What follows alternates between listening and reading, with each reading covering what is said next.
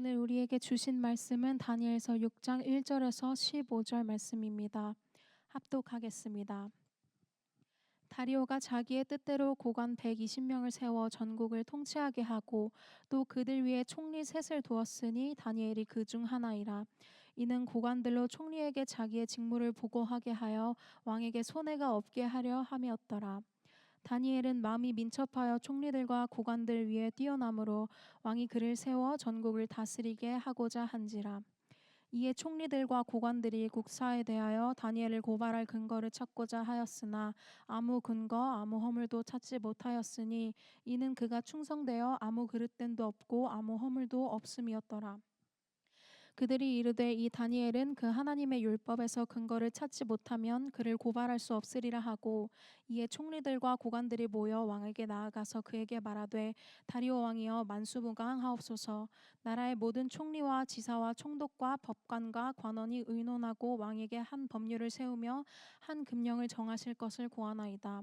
왕이여 그것은 곧 이제부터 30일 동안에 누구든지 왕 외에 어떤 신에게나 사람에게 무엇을 구하면 사자굴에 던져 넣기로 한 것이니이다.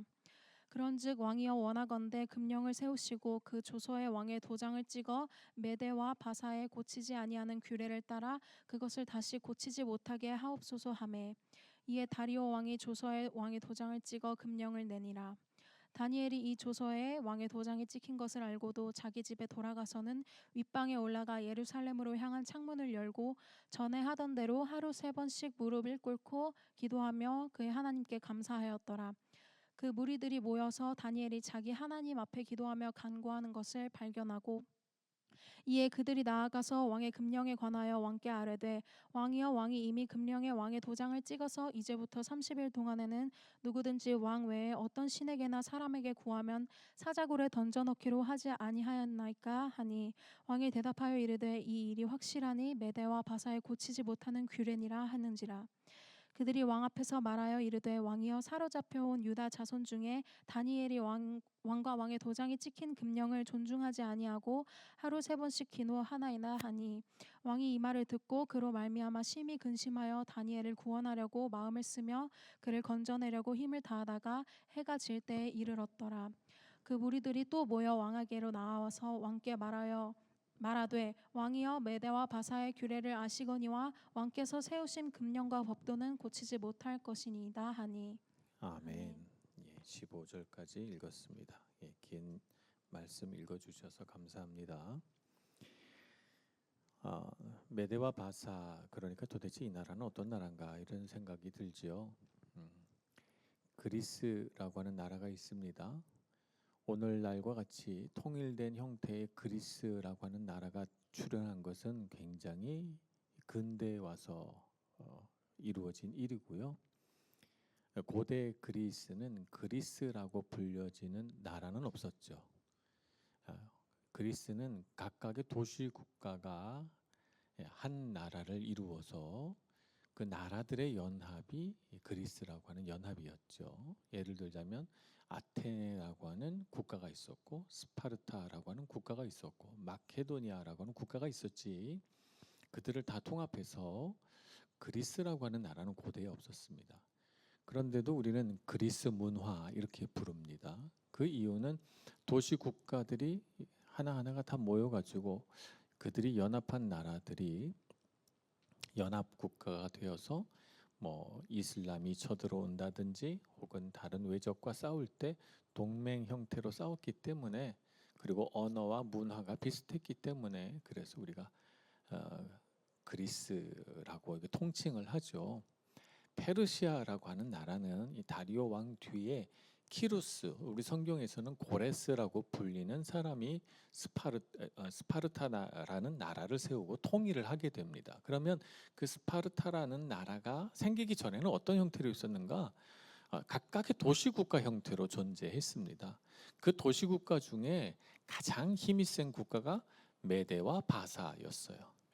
메디아와 페르시아라고 하는 도시국가가 있었던 거죠.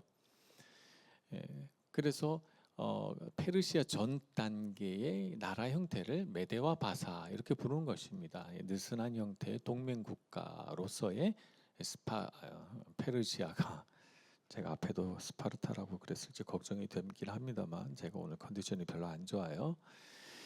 스파르타가 아니고 페르시아가 존재했어요. 페르시아 동맹이 존재했던 곳입니다. 아, 그런데 그 페르시아라고 하는 나라가 생기기 전에 메데라고 하는 나라가 항상 더 힘이 셌습니다.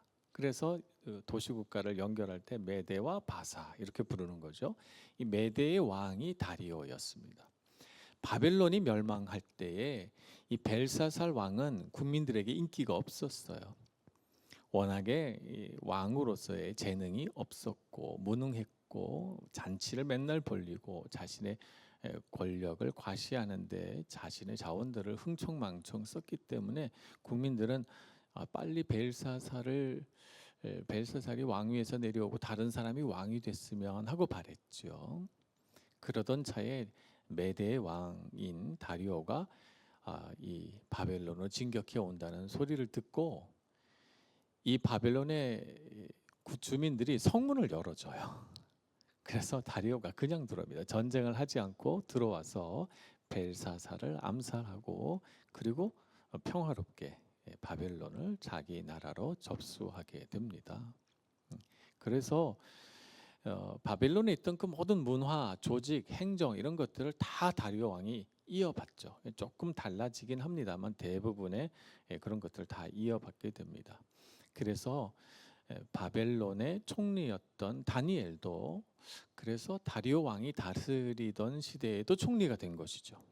다른 점은 총리가 한 명이었는데 이제 총리 3명을 세워가지고 다스리게 하는데 가만 살펴봤더니 이 총리 3명 중에 이 다니엘이 가장 정직하고 똑똑하고 균형 잡힌 시각을 갖고 나라를 잘 다스려요. 그래서 다니엘을 3명의 총리 중에 가장 뛰어난 총리로 세우자. 그래서 전국을 다스리게 하는 총리로 세우는 겁니다. 오늘 성경에 보니까 다니엘을 어떻게 묘사했는가 하면 다니엘을 표현할 때 마음이 민첩하여라고 했어요. 마음이 민첩하다는 것은 정확하고 정직하고 재빠르다 이런 뜻입니다. 다니엘이 똑똑하면서도 정직하고 그리고 빈틈없는 사람이었다는 것을 알 수가 있습니다. 그러다 보니까 다니엘을 시기 질투한 다른 총리 2사람과 다른 고관들이 다니엘을 고발하려고 무슨 흠이 없을까? 이 사람도 높은 관직이 있었으니까 분명히 부정하고 부패했을 거라고 생각하고 뒷조사를 다 했는데 허물이 하나도 없어요. 당시의 세계에서는 고관들이 무너져가는 바벨론을 보면서 이 나라가 곧 망하겠구나 생각하고 망하기 전에 내가 한몫 챙겨야 되겠다라고 생각한 당시의 고관들은 많은 부정부패를 저질렀습니다. 그래서 그들이 그랬기 때문에 다니엘도 그랬겠지 하고 뒷조사를 했는데 다니엘은 그렇지 않았던 것이죠.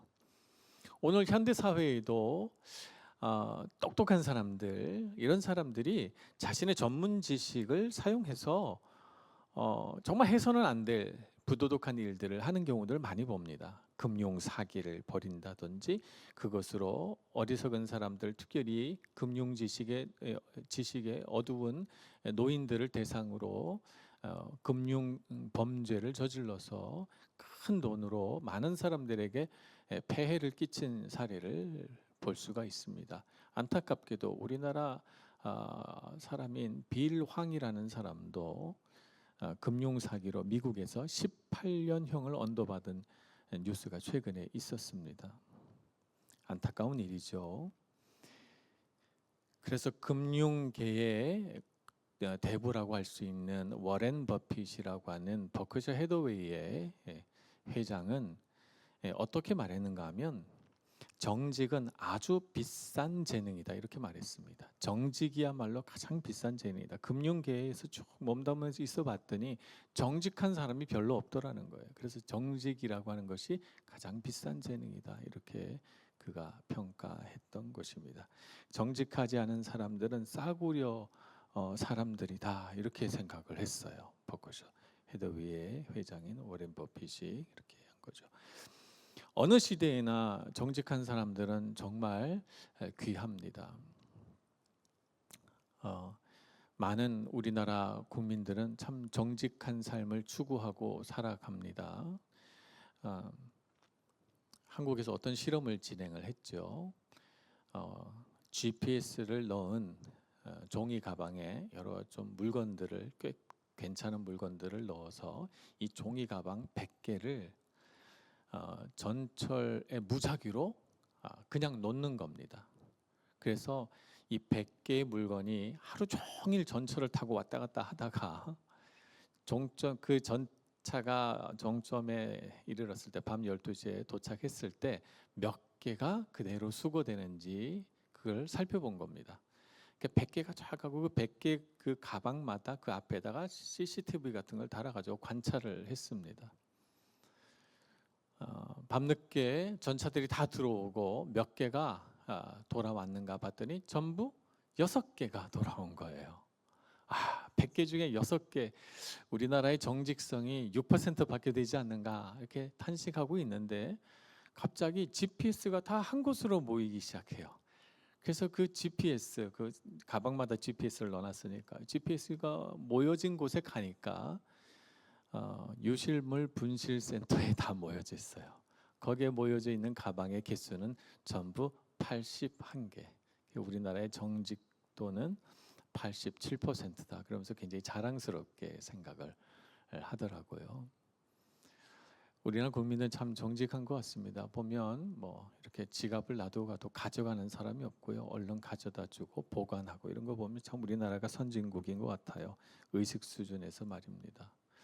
근데 반면에 높은 자리에 올라간 사람들은 그렇지 않은 것 같아요. 돈을 많이 움켜쥐고 돈을 벌 수 있는 그런 자리에 가면 생각이 달라지는가 봅니다. 그냥 전철에 놓여져 있는 물건은 정직하게 이렇게 유실물 센터로 가져다 주지만 돈이 관계되면 사람들이 정직해지지 않는 것은 아닐까 생각이 듭니다. 다니엘은 많은 물질을 얻을 수 있는 당시 왕 바로 밑에 있는 최고 높은 자리에 있었으면서도 그는 물질에 흔들리지 않고 정직한 사람으로 살았습니다. 그가 그렇게 한 것은 하나님을 믿고 의지했기 때문이죠. 하나님께서 나를 이곳에 있게 하셨고 하나님께서 나를 지키신다는 생각이 그의 마음을 붙들고 있었기 때문입니다. 그는 아주 어렸을 때 고향에서 전쟁 포로로 잡혀서 아무도 모르는 바벨론으로 붙들려 와서 그곳에서 하나님만 의지하며 살아야 했어요. 그래서 하나님은 그의 보호자이고 하나님은 그의 부모이고 하나님은 그의 선생님이시고 하나님은 그의 인도자요 인생의 가이드였기 때문에 그는 하나님만을 바라보고 살았어요. 그의 삶을 둘러싼 위기, 그의 마음을 위축시키는 이 위험한 상황은 그로 하여금 하나님을 더욱 의지하게 만들었던 것이죠. 그래서 그의 마음속에 들어오는 온갖 유혹들, 그를 넘어지게 만들던 온갖 음모와 그를 모해하려고 파놓았던 수많은 그런 위기들에 그가 빠지지 않고 함정들에 빠지지 않고 그는 끝까지 정직한 사람으로 살아남을 수 있었던 것입니다. 자, 이제 또 하나의 위기가 옵니다. 그를 시기했던 다리오 왕의 신하들은 어떻게 하면 다니엘을 저 자리에서 끌어내릴 수 있을까? 이렇게 생각한 그들은 다니엘을 해할 수 있는 방법은 하나밖에 없다. 그가 믿는 하나님을 이용하자라고 생각한 것이죠.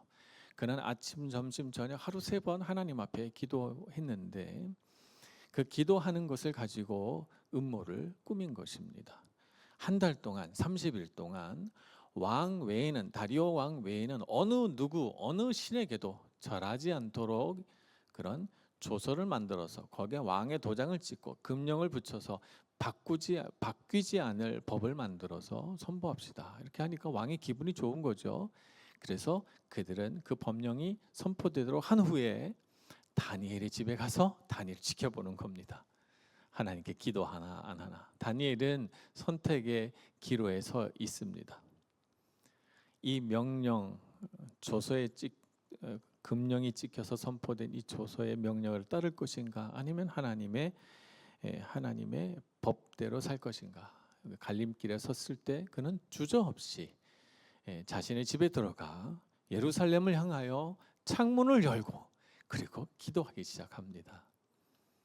하나님을 향한 그의 방향은 인생의 어떤 역경 속에서도 위기 속에서도 바뀌지 않았던 거예요. 우리 삶에 있어서 정말 중요한 것이 그것이죠. 우리 인생의 방향을 잘 정하는 게 정말 중요합니다. 얼마나 빠른 속도로 가느냐, 얼마나 많은 일을 하느냐가 중요한 것이 아니라 어느 방향으로 가느냐, 인생의 방향을 정하는 것은 정말 중요합니다. 다니엘은 하나님을 향한 그의 마음의 방향, 그의 영성의 방향을 바꾸지 않았습니다. 그리고 어떤 위기가 와도 하나님께서 자신을 지켜주실 줄 그의 마음은 변치 않고 믿었던 것입니다. 왜냐하면 그의 삶의 숱한 위기 속에서 하나님이 그를 보호하셨기 때문입니다. 하나님은 그의 보호자이셨죠. 그래서 그는 하나님 앞에 꿇어 엎드려 기도합니다. 그가 기도한 내용은 감사 기도였어요. 하나님, 이런 위기가 왔습니다. 하나님, 제 마음이 불안합니다. 이렇게 기도한 것이 아니에요. 하나님께 기도한 것은 하나님 감사합니다. 오늘 여기까지 나를 인도하시고 내가 누리는 이 모든 것들은 다 하나님의 은혜입니다 라고 기도하니 그의 마음속에 있는 모든 불안, 그의 마음을 사로잡았던 모든 유혹이 다 사라집니다. 하나님의 그의 곁에 가까이 오셔서 그의 손을 잡아주시고 그의 마음을 위로하시고 그를 품 안에 안아주시는 것이죠. 여러분, 믿음의 삶을 걸어가시길 축복합니다. 이 세상에 우리가 걸어가는 인생길에는 다니엘이 겪었던 그런 일들이 수없이 우리 눈앞에 벌어질 거예요. 아주 작은 유혹에서부터 큰 시험에 이르기까지 우리의 마음을 어지럽게 하는 일들이 얼마나 많을까요? 그럴 때마다 여러분, 하나님을 바라보시는 여러분의 영성의 방향을 바꾸지 않으시기를 축복합니다. 하나님을 바라보시고 여러분도 다니엘처럼 나라를 떠나서 먼 곳에 와 있잖아요. 하나님이 여러분의 부모이고 하나님이 여러분의 보호자이고 하나님이 여러분의 인도자입니다. 하나님 붙드시고 어떤 위기 상황에서도 어떤 유혹 앞에서도 하나님 믿고 의지하고 버티어 내시는 여러분들 되시기를 바랍니다. 그래서 여러분, 이 땅에서 정직한 사람이 되시고 이 땅에서 정말 가치로운 사람, 이 시대가 원하는 좋은 사람이 되어서 어느 자리에서건 다니엘처럼 높이 쓰임 받는 여러분 모두가 되시길 축복합니다. 기도하겠습니다. 자비로우신 하나님, 우리 안에 하나님을 갈망하고 하나님 사모하는 마음을 주셔서 감사합니다.